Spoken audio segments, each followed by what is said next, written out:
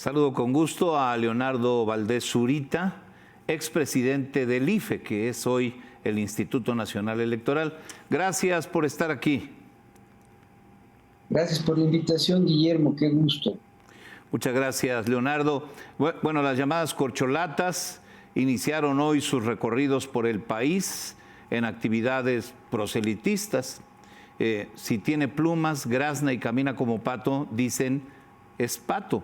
Y estas parecen ser precampañas de precandidatos. ¿Qué opinas?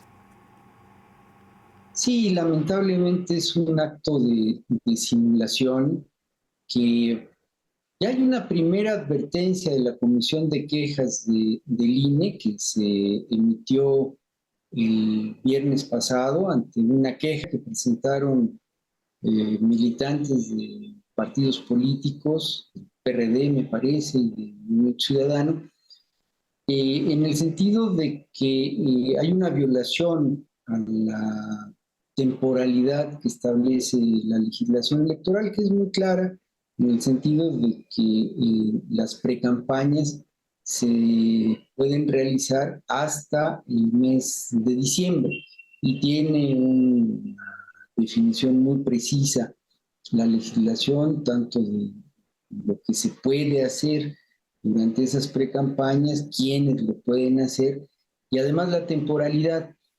Y la Comisión de Quejas emitió unas medidas cautelares precautorias, preventivas, con el objeto de que quienes están participando en este proceso interno de Morena, que se supone es para la selección de un coordinador de comités de defensa de ese partido, se abstengan de llevar a cabo ciertas actividades y de pronunciar ciertas palabras. No pueden convocar al voto, no pueden pedir el voto para su partido o para ellos, no pueden ostentarse como precandidatos en un proceso de selección interna de su partido, de tal suerte que pues ya están advertidos los ciudadanos, ciudadanas que están participando en esas actividades y pronto seguramente el Tribunal Electoral se va a pronunciar sobre el fondo del tema,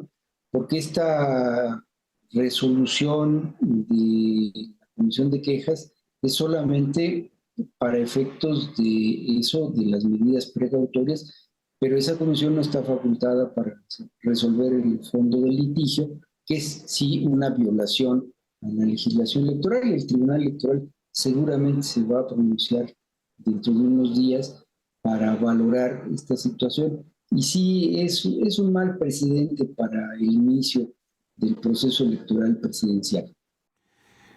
Leonardo Valdés Zurita, ¿qué dice la ley electoral respecto a estas actividades anticipadas de campaña que, sin embargo, como bien señalas, están disfrazadas bajo el supuesto de que se elige a un coordinador de la defensa de la transformación? Cualquier cosa que quiera decir eso. Sí, la ley en eso es clara. Es un poco complejo explicarlo sin ciertos tecnicismos, pero es muy clara la ley.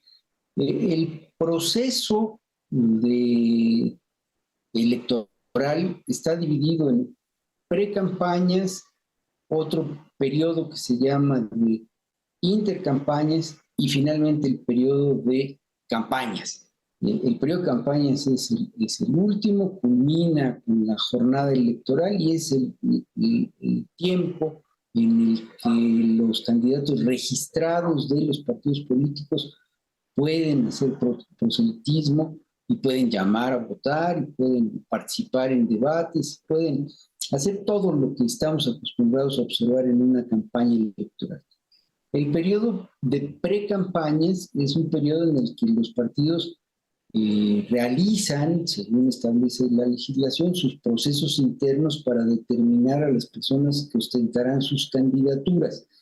Por lo que la ley prevé tanto actos anticipados de campaña que se podrían realizar en todo momento antes de que empiecen las campañas y actos anticipados de pre-campaña que esos se realizan solo antes de que empiecen las precampañas. Y esta diferenciación parece sutil, pero es importante, porque la reiteración de actos anticipados de pre-campaña y de campaña anticipada pueden tener como consecuencia la anulación del registro de algún precandidato. Por eso, lo cierto es que en términos jurídicos, ahora el Partido Morena se ha puesto en realidad en una situación muy complicada, porque podría suceder si se llevan a cabo estas actividades anticipadas de pre-campaña y después anticipadas de campaña, y así lo dictaminan las autoridades electorales, que quien sea designado coordinador de defensa de la Cuarta Transformación no pueda ser registrado como candidato formal a la presidencia de la República. Es una situación muy riesgosa y bueno, ahora está en manos de ese partido político, de la prudencia con la que debe actuar ese partido político y de las autoridades electorales, que ellas tienen que actuar aplicando la ley simple y llanamente. Leonardo, se me figura que actividades así, con aspirantes que parecen precandidatos, va a generar una tensión innecesaria con las autoridades electorales, además de manera prematura. Tú fuiste autoridad electoral, ¿lo ves así? Sí, por supuesto, va a generar una gran tensión. Afortunadamente a mí me tocó aplicar por primera vez esta legislación que tiene la figura de precampaña y de campaña, tanto en el 2009 como en el 2012, y ningún partido realizó este tipo de actividades con tanta anticipación. Por supuesto que hubo algunos personajes dentro de los partidos políticos que querían ganar tiempo, querían ser oportunos, fueron denunciados en algunos casos por sus propios compañeros de partido cuando se trataba de actos anticipados de pre-campaña, y después por el resto de los partidos políticos cuando eran actos anticipados de campaña, y fueron personas que fueron sancionadas en los términos que establecía la legislación. No llegamos, afortunadamente, a suspender ningún registro, porque estas personas, al sentirse observadas y al sentirse sancionadas, así fuera con amonestaciones públicas, detuvieron esas prácticas. Lamentablemente ahora no parece ser ese el panorama, no parece ser ese el contexto. Al parecer, Morena tiene la lectura de que esta trampa a la ley le ha funcionado en elecciones locales y que ahora podrá aplicarla en elección federal. Pero hay una enorme diferencia entre unas y otras. En las elecciones locales se aplican legislaciones electorales de los estados de la República que no siempre tienen claramente establecidos estos conceptos y no le dan suficientes elementos a las autoridades electorales para sancionar.